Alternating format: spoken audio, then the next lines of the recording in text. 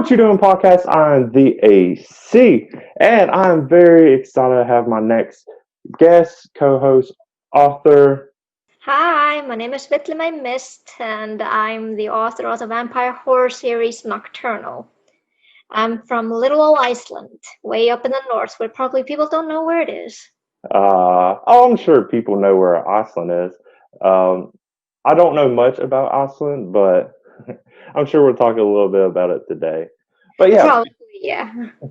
but let me introduce myself too, in case people listening do not know who I am. Like I said, I'm the AC. Right now, I'm currently a master's university student in Hawaii. But besides that, I'm normally doing YouTube stuff where I talk about all kinds of stuff from anime, manga to books to shows, movies, whatever I feel like talking about, I do it. And I also do, of course, this podcast.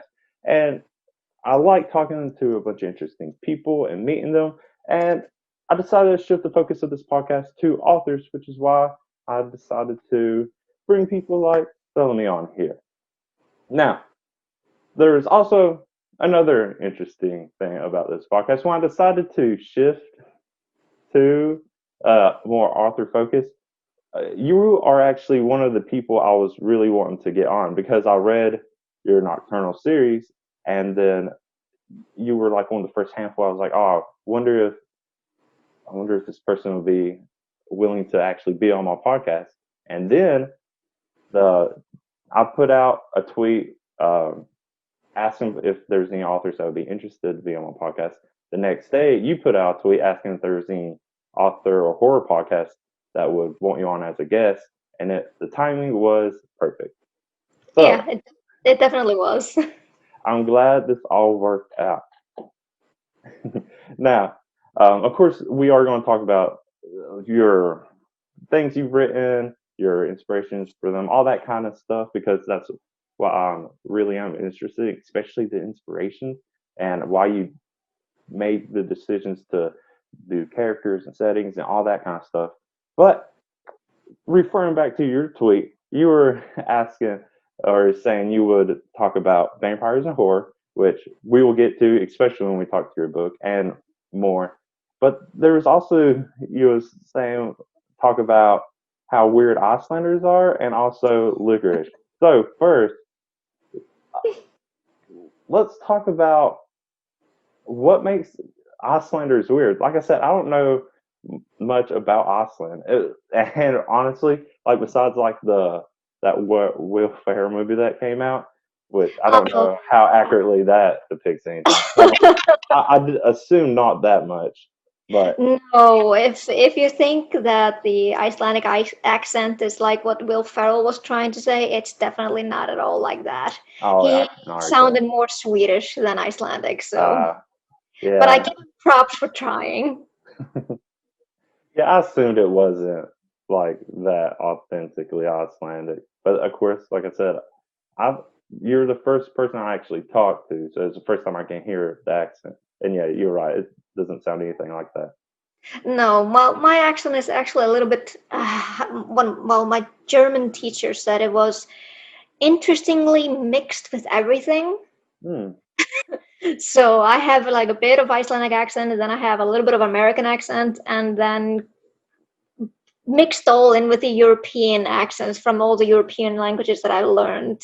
Oh, interesting. Huh. Yeah, so you can't really tell, you can't really put my accent like at the pedestal of how Icelandic accent sounds Oh, like. okay. If you wanna hear how Icelandic accents are, you need to watch how our politicians are speaking. Oh. It's Hmm. atrocious. Oh. Okay. So But yeah. with how weird we are, I think what I usually say when we're weird, it probably has to do with our food. Oh, what's weird about that?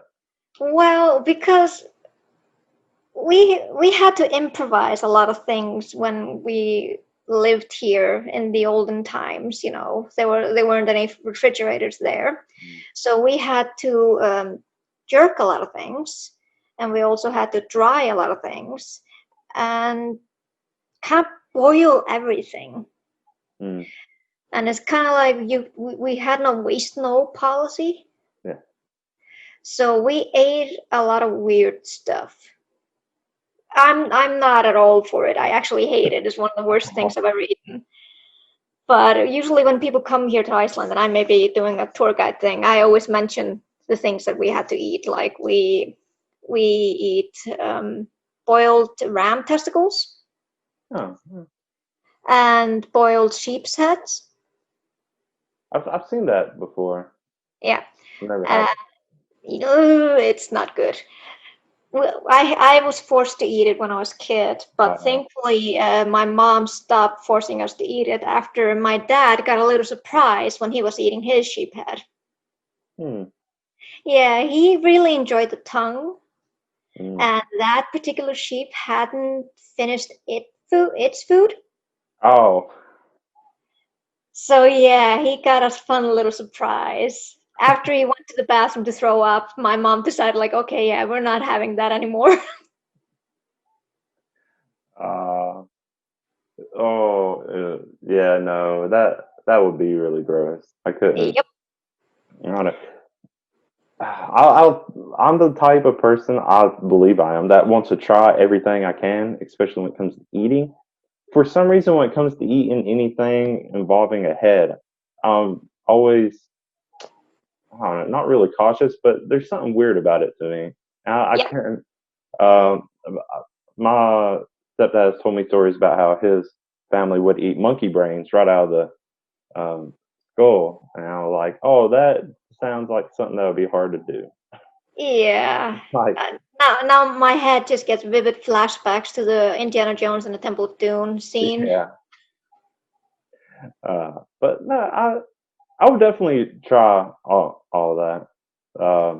I don't really think I've had anything too weird to eat in my life, or maybe I've just gotten used to it now. I guess the weirdest thing is when I was in the Philippines, they have balut, which is like fermented duck eggs, and they for Mm. some reason when I've seen people trying them and stuff, they act like it's so weird to eat, and I guess because there's like a very undeveloped chicken there, it's weird, but it's actually really good. It's like almost like a egg soup, and then like the little chicken is so soft that it's not really that. It's not like it's a gross feeling to eat. I don't know how to describe it. It's deceptively good. But yeah, besides that, I haven't really had anything weird, like too weird. But always willing to try new stuff. If you ever visit Iceland, I recommend coming during January, February, because that is the time when we hold on to that tradition and still keep eating that disgusting food. Oh, okay, okay. I'll keep that in mind. Yeah, Yeah. I've always thought Iceland was cool. Well, I love the cold, which is weird since I live in Hawaii where it's always hot. But even though I know nothing about Iceland, even as a kid when I learned about Iceland existing, I guess I always thought it was cool. I mean, it has ice in the name. I'm assuming it's going to be cold. I always want to just live in really cold places. Um, so I don't know. I do want to visit Iceland one day. I don't know when that's going to happen now, especially now. But one day, that's definitely on my list as a place to visit. Oh yeah, this is it's funny because well, it kind of lives up to its name, being that it's cold. It doesn't have a lot of ice though, only Yeah. during the winter. But it's I think it's funny because I whenever I look through social media today, everyone is fawning and getting exciting about fall or autumn. Oh yeah. Oh, look at all the foliage! I get to wear like really nice clothes and pumpkin spice lattes, everyone. While the rest of us in Iceland were like, oh, fuck, it's getting colder. More rain. Uh, Temporary snow. Great. that does sound great to me. Yeah, I love it. I don't know. I grew up in the mountains on the east coast of the U.S., so I was used to a temperature like high. Oh, I don't know if you use. I don't know Celsius. I assume Iceland uses Celsius because they make sense. But I was used to a cooler temperature. But then I'll still keep like my room inside even colder. Like during the winter, I'll still just bless my AC in my room, keep it as cold as I can. You and my brother would get along fine, I think. But yeah, I miss that. So I would love Iceland. Yeah, in Hawaii, there are no seasons. It's like it's usually it's a okay temperature. It's hotter than what I was used to, but it gets like in the winter maybe a little bit more breezy, and that's Oh it. yeah, No but does change in temperature. no humidity or? I mean, it's pretty much always humid, but it doesn't change enough for me to notice. Mm. It's get well. I guess it is less dry because then like you can see the mountains become greener during the winter. So it's not enough for me to notice, but the islands notice, I guess. Oop. Mm, I see. Yeah. Anything else that you think makes Iceland weird though, besides food, which doesn't sound too bad? Well, for me, I think for some people, some of the traditions that we do, like I have this one book that's called The Little Book of Icelanders, which is a really great book. I could totally recommend getting it online. It basically tells people of all the little weird traditions that we have. One of which is that uh, we leave our strollers outside even during winter with the babies in the strollers, even when we go maybe either outside of our house or when we go to cafes or restaurants, we just leave it No. there, unguarded, Oh, just leave it. It has to do with getting the babies acclimated to the cold. oh, okay. So they don't. Of course, they are wearing a lot of clothes and everything, and they're like there are heavy duvets wrapped around them. But it is kind of to acclimate them to the climate and also just give them the fresh air because we have fresher I think than other cities I think. Hmm. And also it's also because we have this kind of sense of security because we don't think people will just snatch up our babies. Yeah. Okay. I mean, that's good. Yeah, I mean, and besides, if they did, they wouldn't go anywhere because we're an island in the middle of nowhere. Oh, yeah. Okay. Well, no, that's actually a little nice to have that kind of trust in people. Uh, but yeah, I don't know. I still don't think Icelanders are weird. I mean, it's different, of course, but no, I wouldn't. But then again, weird is also good to me, so I'm fine with it either way. Yeah, well, what I find normal here, for example, what I discovered was weird in other countries, is how we treat everyone kind of equally. I mean, I don't think that should be a weird thing. No, but we call our prime minister and our president by their first name. Okay. Oh, We okay. we don't say, oh, there's the president. We just say, oh, hi, Guðni, and just wave to him if he's like running out in the woods, something like that. Hmm. There was this one Cool. time with two schoolboys, I think they were maybe 10 or 11 years old. They saw the president leaving the same swimming pool where they were, and they didn't have a ride. So they asked him, like, hey, can we get a ride with you? And he was like, yeah, sure, come on in. Hmm. So I don't think you would see that in other countries. No, you wouldn't see that here. Uh, but no, yeah, that's really cool. It really is. The other thing you mentioned is that you love licorice. It's just one random thing, but it also made me curious and make me think. I know as a kid, I had licorice flavored stuff and I did not like it. But of course, my taste as an adult has changed. I've had some licorice flavored alcohols, which were fine. But yeah, no, I guess I never met anyone that's been like, yeah, I love licorice. And I was like, it's a flavor that exists. Well, for some people, they connect the licorice to like medicine. So Oh, I think yeah. that's why it's so off-putting to them. But it is true. I mean, licorice root it was considered a type of medicine, like a Mm. medicinal herb back in the day, and it grew really well here in Iceland. So we kind of took advantage of it and used it in Oh, everything. okay, okay. So we really really like the taste, and of course there are different kinds of licorice around here, so we usually prefer the ones that are really salty. Oh. So like similar to the salmiak tastes that you can find in Finland. Okay. So it's like super salty. So people wouldn't really address that or like kind of associate that with like a sweet. Oh, okay. But we put licorice almost in everything. So like most of our candy is basically licorice type, covered in chocolate. Okay. And then of course we have licorice based alcohol as well. Yeah, I'm always down for that. Yeah, I don't know. I'm sure my tastes have changed to where I'll probably enjoy it. But like I said, I haven't tried it in a while. Probably next time I see it in the store, I'll probably grab some just to try, just to see. Um, but yeah, no, it was just a random thing he threw out there. I was like, huh, I need to bring that up because it's random, but it's also made me think a lot about licorice just from Yeah, that one through. we Icelanders really like it. But it's not only just us Icelanders; it's just basically everyone in Scandinavia. Mm. We love a licorice. But it's funny because some people, some doctors have said that it's really bad for your blood pressure. Oh, But I'm cool with it because my blood pressure is really low, so I can eat everything I want. okay. So, yeah. So we talked about those random things. It got to know more about Iceland and licorice, but let's actually talk about some horror. What?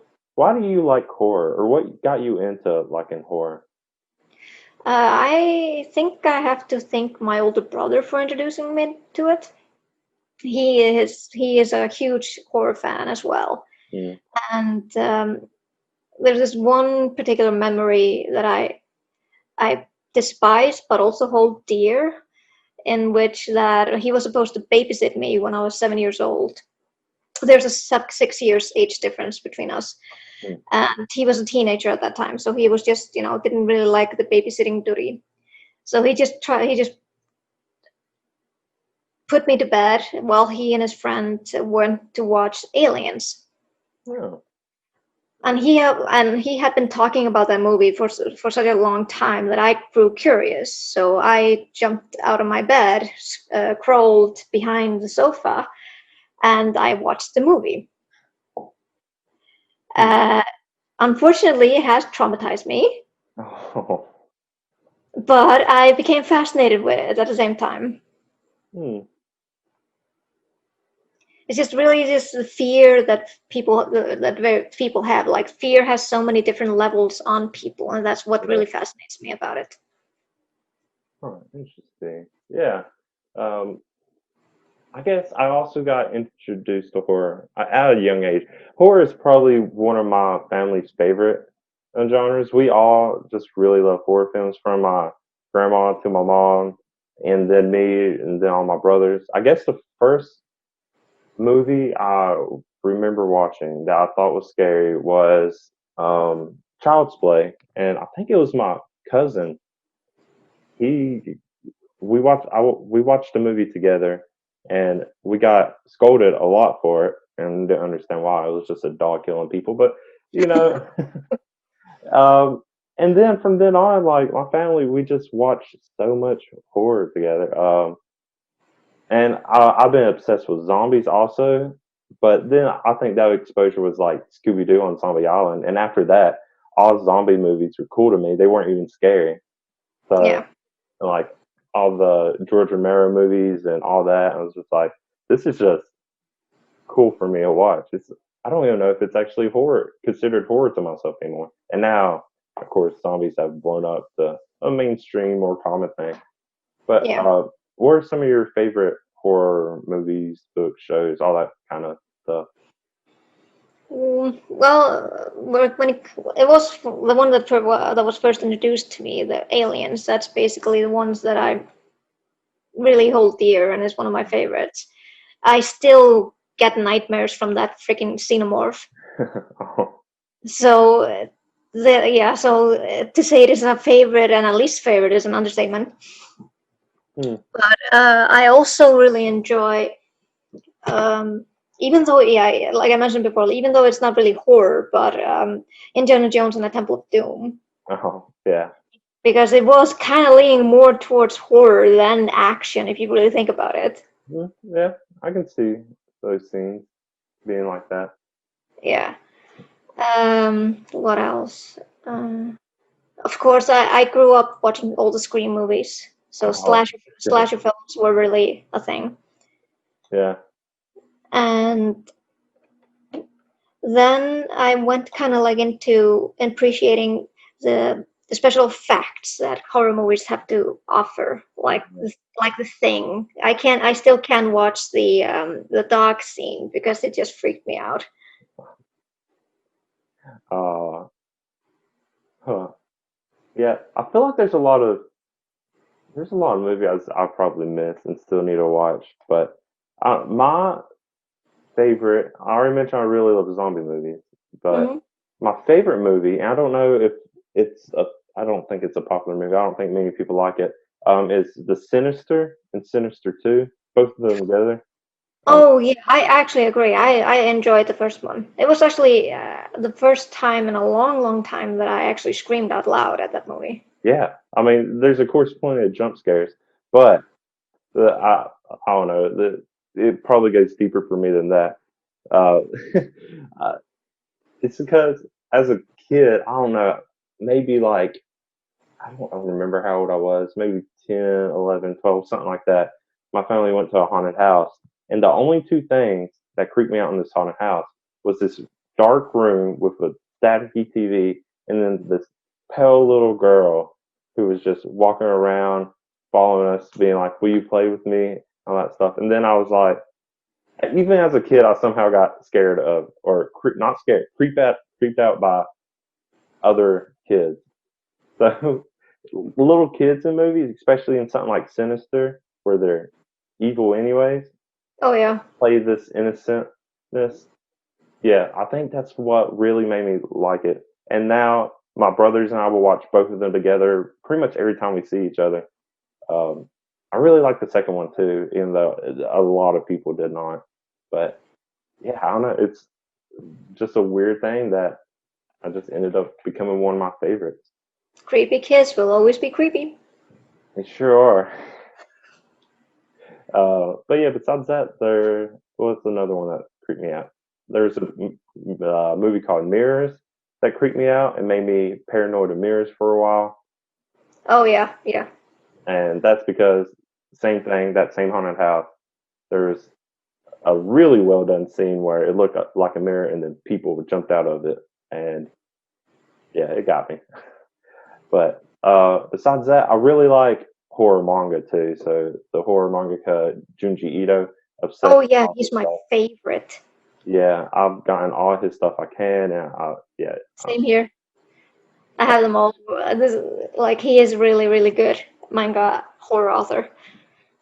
oh man, but yeah, anything of his, I just consume as much as I can. I've read his books so much. Yeah, it's just a weird way he's able to do horror, but he also has like some comedic parts in his horror too. The way he does it, and Yeah, the way he draws it, yeah. he kind of draws out the humor as well. hmm But I also had another question. So I said how zombies to me have become almost too mainstream and common that they're not even horror or real horror anymore to me. I was also thinking the same thing about like big monster movies. Those used to be considered horror. Now they're like action movies, and then stuff like werewolves, vampires, and all that. They became so mainstream and common. They also almost don't seem like horror anymore. They just seem like another like a gothic lore kind of thing. And Yeah. yeah, and because you see movies like Twilight have just took they took whatever could have been scary out of it. Uh, Other kind of shows, and I don't know. What's your thought on that? Are uh, werewolves, vampires, stuff like that definitely can still be in a horror movie, but does it seem like that the scariness has been taken out of them to you? I feel like because both werewolves and vampires have kind of drifted into the young adult section, especially when you look at the TV shows version of it. You know, for example, Teen Wolf Yeah, and I that one too. The Chilling Adventures of Sabrina. Oh yeah, They're kind of moving towards that because they think that these kind of elements is what will lure the younger audience or the young adult audience. So they've kind of mellowed it out, mixing it with romance and yeah, mixing it with sex and stuff. So they've kind of diluted the horror elements that used to reside in these scary monsters. yeah. They definitely have, and I don't know. Maybe there needs to be a new batch of monsters or something to replace. Not replace, but to fill in these roles that are being shifted elsewhere. Um, I Yeah, I feel like they should be more braver about putting adult horror into the yeah, mainstream. I think so too. I feel like Netflix is kind of taking the step regarding that, with especially with The Haunting of Hill House. Oh yeah, That's one of my favorite horror shows that I've seen in a while because it didn't really dwell on the goriness that usually is associated with horror hmm or any jump scares for that matter. It just relied on tension. yeah, And I just remember when I was watching it, I was at the edge of my seat the entire time, and my heart was racing from dread because we could see it, but the characters couldn't see anything. oh yeah, yeah. There have been some decent things coming out, especially when it comes to paranormal stuff. Um, that seems to still be able to keep those horror elements to it, and I guess it is because of that suspense Yeah. that comes with it. Yeah, no, that's a good point. But also, there's like, man, I said there should be monsters and stuff to fill in those roles, but I think of stuff like A Quiet Place. That had a new kind of monster that's never really been seen before, and I still don't feel like it was a horror movie. It was suspenseful, and it was a good movie. But then it's like, was it horror? I don't know if it could be considered scary at all. But I don't know. Yeah, I think it's just how people feel about it. Yeah. I think it was kind of a mix between suspense and like a thriller and horror, Mm. but just like with like a little bit of horror dabbled into it once you see the monsters. Yeah. I can imagine this also comes from me being an adult and have consumed so much horror that a kid seeing something like that, it probably would scare them. So maybe I just forgot how to be scared or how to feel that kind of scary tension. I don't know. I think it has also to do with the fact, like you said, we've consumed so much horror media like for such a long time that we feel like they aren't brave enough to put something that would really scare us. Mm, Like the monsters in the Quiet Place. I felt they were a little bit generic. Like yeah, how they looked. I just looked at them like, okay, I'd probably be scared if I saw it like at night, but when they were attacking in the middle of the day, I'm like, no, yeah, no, they're not that scary. mm, So yeah, they're not really going the direction where Carpenter went with the thing. hmm, yeah. But nah, it's all right. There's still stuff out there that I enjoy, so it's whatever it is. Yeah, yeah. I mean, I enjoyed A Quiet Place a lot. Oh I yeah, haven't seen the second film though. I kind of feel like they didn't have to put a second film yeah. No, afterwards. they did not, but No, they did. yeah, because the first one went so well. I'm like, okay. I mean, John Krasinski he's a good director. I'll give him that. But sometimes you just don't need to milk everything. Yeah. Yeah. But yeah. Now the next part, starting to navigate towards your books, which uh, I know I've made a video discussing them, and uh, I was saying this was like it rejuvenated my interest in vampires, and your books actually do have horror elements to them, and it's it's a really intense kind of read, and really it's thrilling, and it still keeps this like scary vibe to it that a vampire should have. I mean, people got used to Twilight. I even got a little used to vampires in Twilight, so it was nice to go back to see, real vampires and real vampire lore being put out in here. What got your interest into vampires? Well, I read Dracula when I was a kid, so I really, really enjoyed how he was portrayed in that. He was like this really alluring gothic Hmm. count, but at the same time, he also was shown in a different light as a monster. So I really liked that he had two sides to him. One that he used to deceive the humans, and then once they let their guard down, he became a monster. Hmm. So I really enjoy seeing that within vampires because they're the ones that we probably wouldn't be able to see or catch because they look so similar to us. Yeah. They're like the best ninjas. Yeah, I guess that's true. Yeah, so I really want to do that with my story because, like you, I was getting kind of sick and tired of how Twilight was basically ruining the vampire genre. Hmm. Just basically now everything, if you look up vampires nowadays, it's always connected to the paranormal romance, Yeah. which I have nothing against. It's just not my cup of tea. Because when you see this, in my opinion, when you see these kind of creatures, you should be afraid of them. You shouldn't engage in a romantic relationship with them. That's partly. I think that's partly true. It's definitely true for most monsters, but vampires do have this um allure. This kind of they can like kind of have this hypnotic power over people in some lore. So they can kind of be convincing. So I can see where romance could happen with vampires, but also it's been played out, done so much. It's like that's not. I want the scary vampires back. But yeah, I get it. So yeah, I was kind of influenced by Dracula and also by Blade Blade, yeah. and Carpenter's Vampires as well. Hmm. Man, I don't, I'm trying. I've been trying to think of what the last vampire movie or book I read before your book, and besides Twilight, was it Lost Boys? I don't.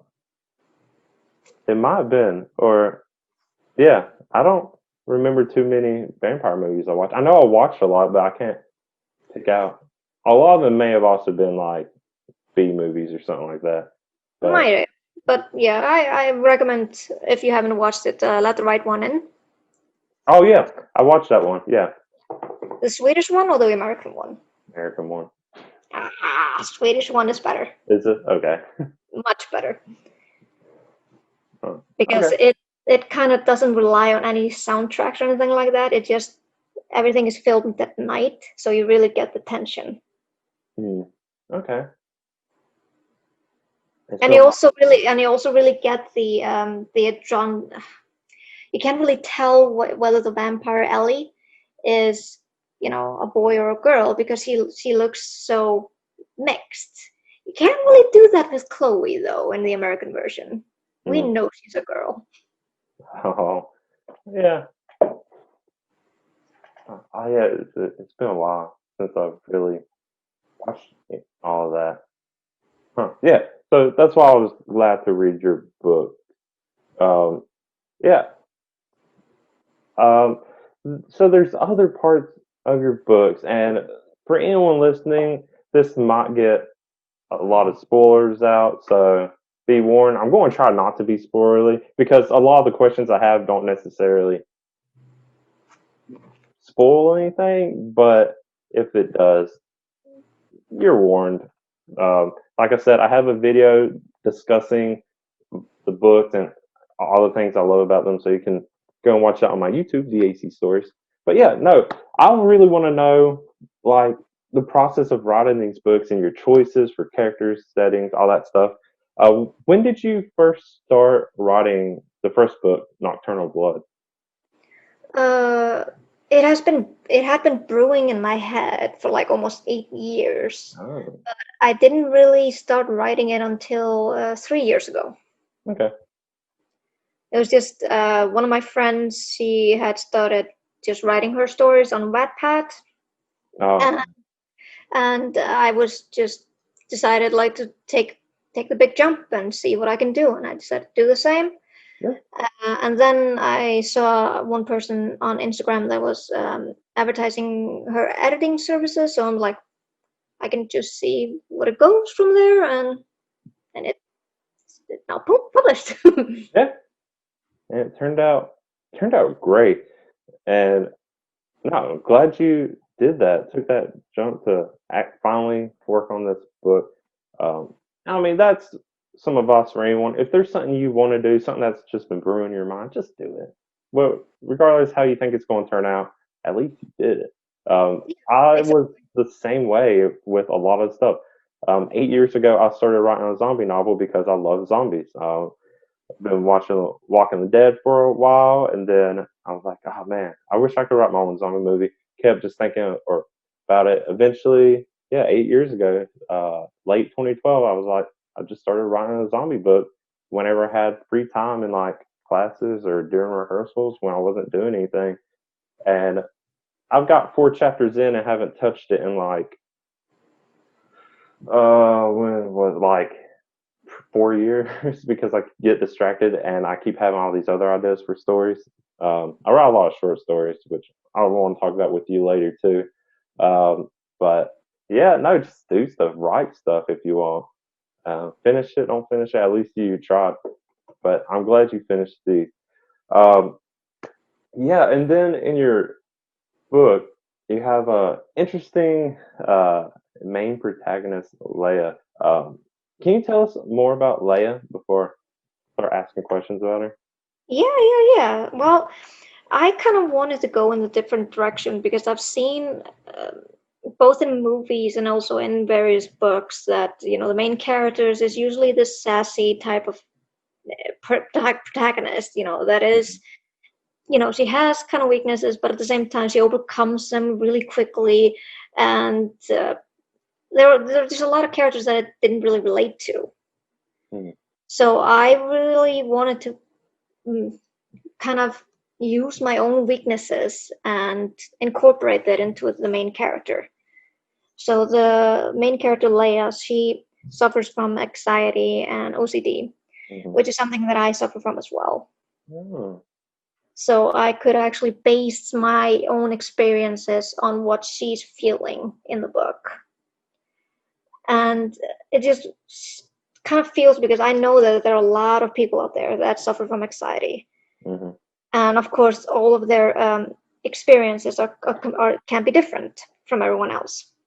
But I wanted a character that people could at least relate to because there are so many in these kind of situations where she's put into in my book. Some people just get over it really quickly.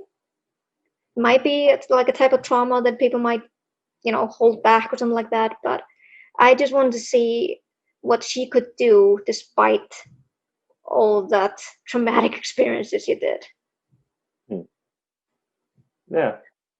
No, it was refreshing to have this kind of character because, like you said, a lot of these protagonists are these sassy, usually more confident. We do get to see some um, stories and where the protagonist is more of a normal person or just like a kind of plain. We don't really see any that have like stuff like OCD or that outwardly express their anxiety um, in the story. But yeah, no, it was refreshing to have something like this. Also, I mean, if you have OCD, so I'm sure it bothers you. I don't know. I'm not going to speak for how you feel about it.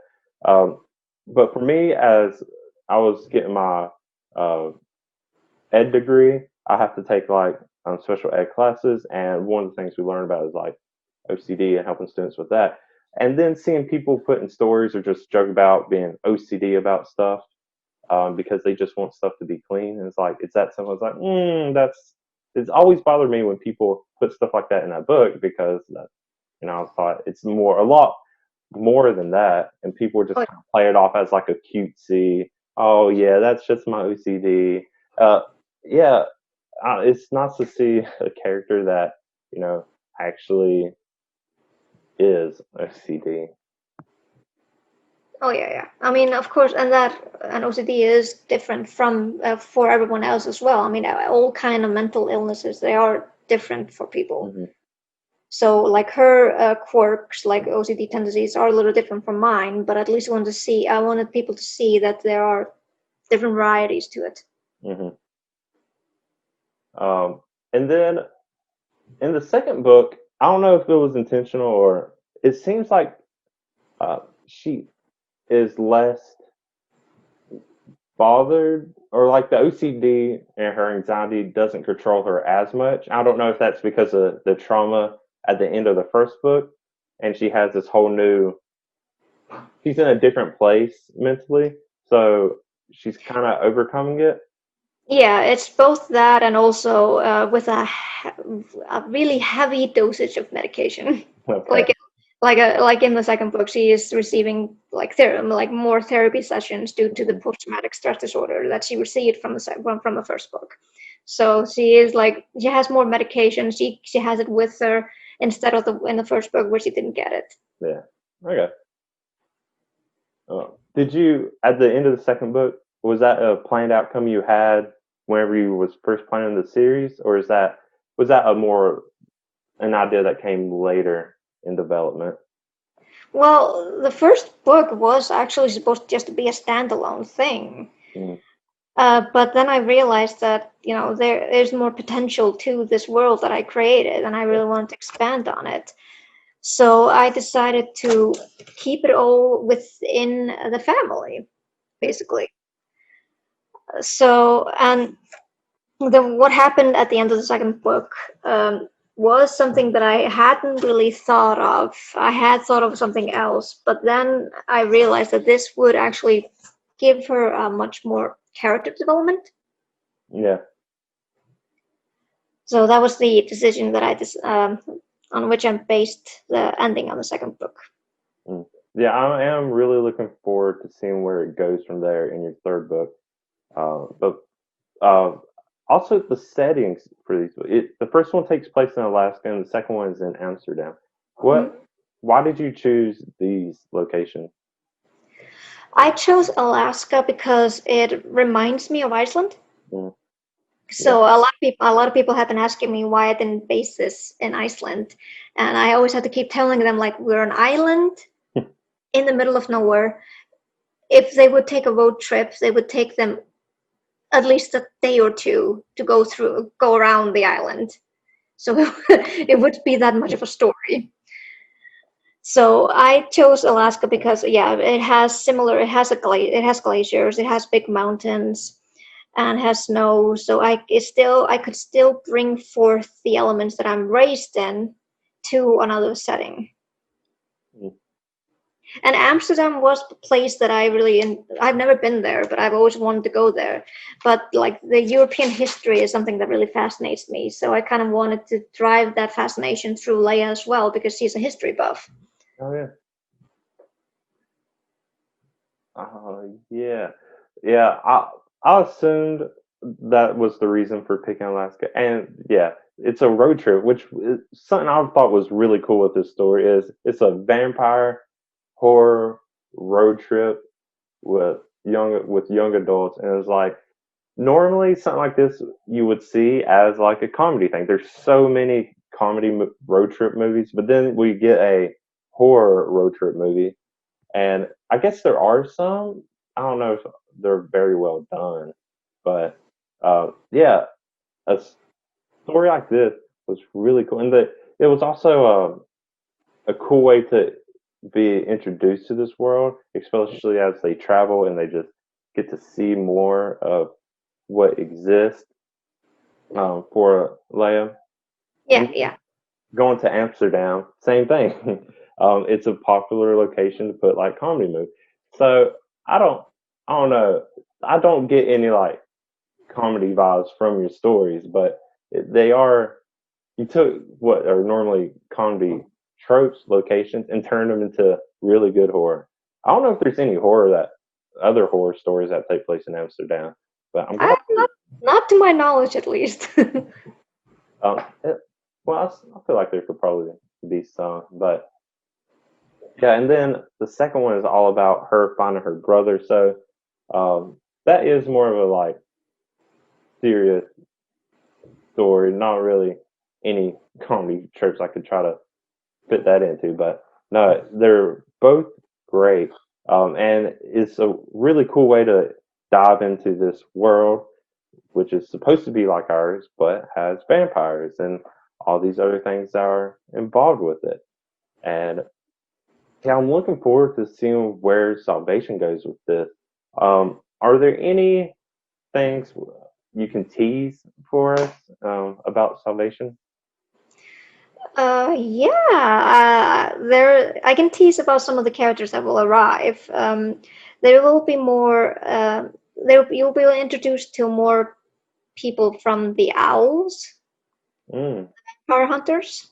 hmm. So it's not just Eliza and Adam, but it's actually a far bigger group. But you're going to be introduced to two of them at least.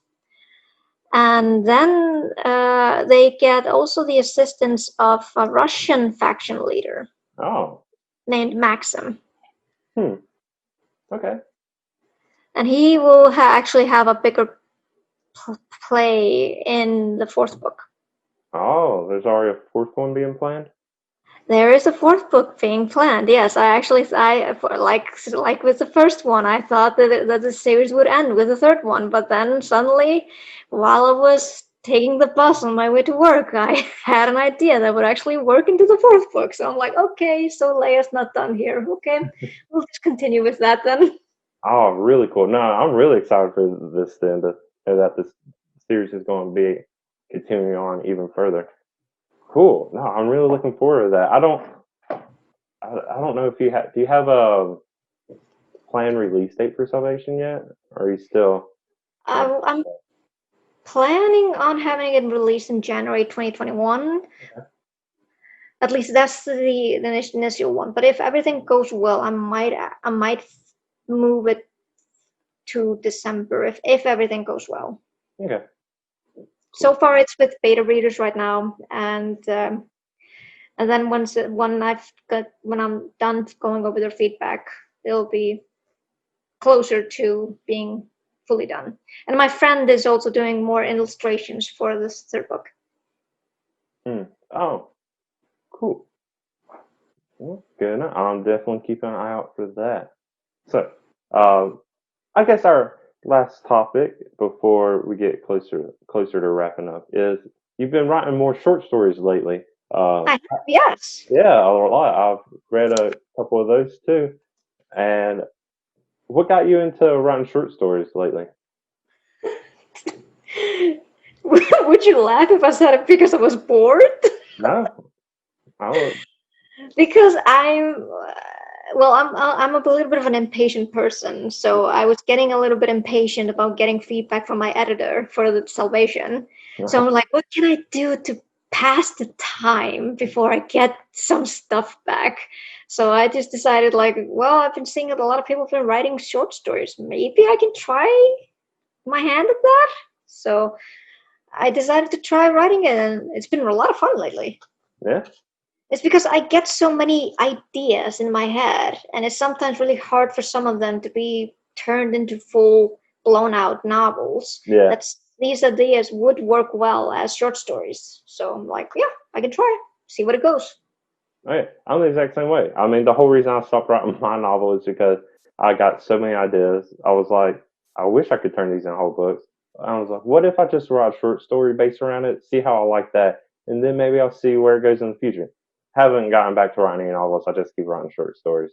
Yeah, But I mean, I can use so many excuses. Like I said, I'm still working on my master's, so I have a lot of writing for my thesis got to do with that. So that kind of distracts my enthusiasm for writing more stories. But yeah, yeah, no, I like writing short stories because for me, it's a kind of experimental way for me to write, especially since I'm a musician. I really like experimental music and playing that and seeing how that's written. And I kind of carried that over into my writing of the story. So I kind of do a lot of, I don't know, I do a lot of weird things with my writing. Like I've been doing a sentence a day kind of thing on my Twitter. I've also have this other series I've been doing where it's called TikTok, where it's 60 lines, but not necessarily 60 sentences. And each line is supposed to represent a minute. And it's this whole weird experimental thing I've been doing. But so my things I write are also not always stories, but it's just weird ideas I want to put down on paper. True. Yeah. So what kind of stories have you written? I wrote a zombie short story in which a mother has to take a really difficult decisions during the zombie apocalypse. And then I wrote a serial killer story through the point of view of the serial killer. So you're reading it through his eyes, Mm-hmm.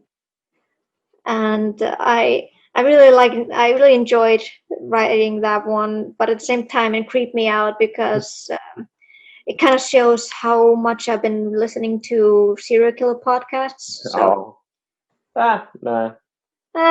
well, everyone has a twisted mind, doesn't it? No, I mean stuff like that. I mean, it's interesting, and it's kind of a weird thing to think about. It's like how people could do stuff like this, but I mean, it's the same thing. When I was taking like psychology classes, I had a professor who just loved talking about serial killers.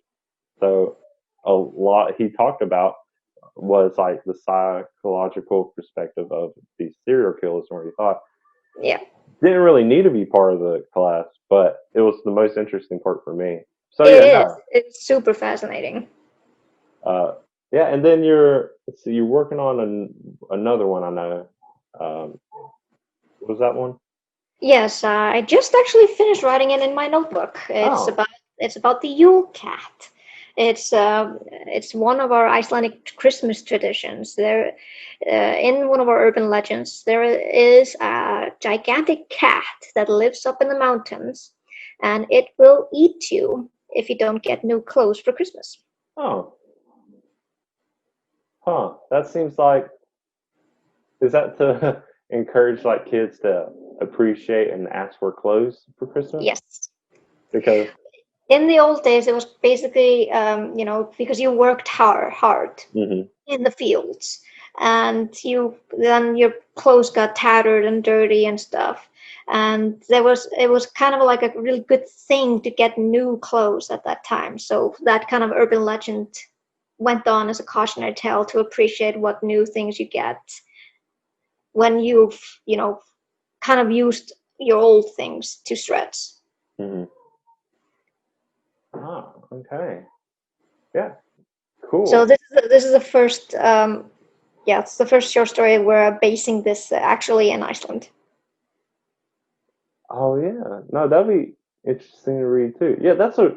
I mean, I know nothing about it, so it's already fascinating me about this Yule cat. It's just yeah, something completely different. So Yeah, I'm excited to read something that would be completely new to me. yeah, there are going to be a lot of Icelandic names there, so people are probably going to be, huh? How do you pronounce that? Oh yeah, names. I'm terrible at names. Uh, so I mean, Icelandic names look cool, but I'm terrible with names that seem common or just most people have common sense to know Oh how. yeah. I mean, when the volcano erupted in 2010, we got a lot of people asking, like, how do you pronounce that volcano? I'm like, oh Mhm. yeah, there it comes again.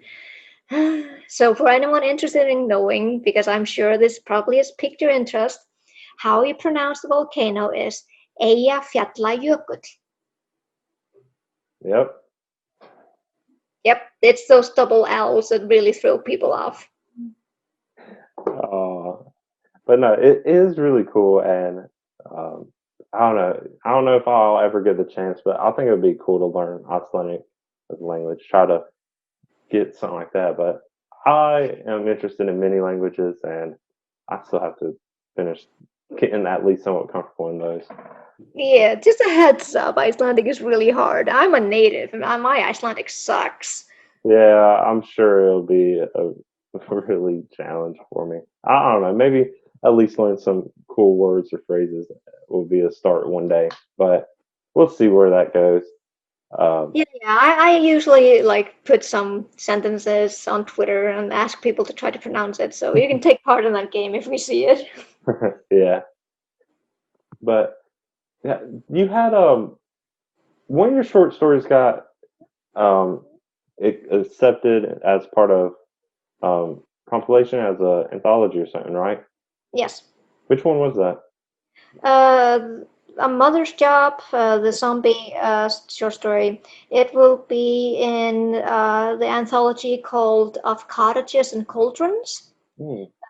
released by Jazz Publications, and it will be released into the world on October 6th. Oh, okay. Yeah, only a few weeks then. Cool. And then, oh, last thing I just remembered. You have a little. I think this is a very recent thing you just did, or something you've been planning. Your Etsy store, or Oh yeah, yeah, yeah. yeah. Well, I mean, my other hobbies include drawing, so I really enjoy drawing, and I also want to bring a little bit some of the book merch regarding my series into the world as well. So I decided to try opening up an Etsy store where I sell prints of my drawings, and I also have some stickers made. I also have made some charms, like keychain charms Hmm. and bookmarks. And then once I get my books from Amazon, I don't know whenever that will be, I'll be also giving away signed copies of it. Yeah, I've been looking at the stuff and it all looks really good. So yeah, no, it's cool that you're doing that. You know, Thanks. making your own merch for your own I stores. was, yeah, I was a little overwhelmed at first because when you look through Etsy, like some of the stuff there is so pretty and like so gorgeous, and then I look at my stuff, I'm like, I guess people might enjoy this. I don't know. Yeah. Oh yeah. It looks great. Yeah, so, I mean, I took the jump, so it's out there. Yeah, and that's what you should do. But yeah, no, I'm glad I really finally got to talk to you about your books, ask the questions I've been thinking, get to know more about you and Iceland, and talk a bit about horror. There's so much we got to talk about, and it's been great. It's been really fun. I'm glad we got this opportunity. We Yeah. should do it again, definitely. Oh yeah. Especially oh, we definitely should do it when your next book comes out because I'm sure I'll have plenty I want to talk about too. I know it's still a few months away, but yeah, we'll see where this goes and uh, we'll see how our schedules and if we're busy and if life gets back to normal, whatever we're doing then. That's But yeah, true. Yeah. but before we wrap up, do you want to plug in your social medias for anything? Yeah, if you guys are interested in seeing my drawings, you can find them on Instagram. My handle is fangs.and.light. So it's kind of like a play on some of the two stories that I started with, my Nocturnal series, and then kind of like a magical girl story that has been in my head since ninth grade. I don't know if I will ever go into that, but we'll see. And if you're on Twitter, you can definitely hang out with me there. My handle there is Villimey, capital S. So it's play on. It's just the S is for my middle for my last name, which a lot of people probably can't pronounce. Yeah. Yeah, so that's why I just shortened it to S. Definitely there. I would also recommend my website, but my website definitely needs an update, so I won't do Ah, that there. But you can check out my Etsy store if you guys are interested in getting like a stickers or a bookmark or a keychain charm. It's you can find it on Etsy with the name Fanged Goods. It's all in the same word. cool. Yeah, and I'll include all those links in the description. So definitely check that out. And if you want my socials, it's pretty much the AC Stories on Facebook, Twitter, and my YouTube, of course. And then my Instagram is the_AC_stories. So you can find me on those. But yeah, no, Thank you so much, Bellamy, for being on my podcast. I'm glad I reached out. I'm glad you reached out because it's been great. It really has been. So thank you. Thank you so much for having me. This was a lot of fun. Glad to be able to talk about everything that I love. Oh yeah, I am too. And thank you everyone else who has listened to this podcast. And like I said, check out those socials. There's a lot of cool stuff you can keep up with. Uh, all the writing and everything going on. But yeah, until next time, I'm the AC and bye.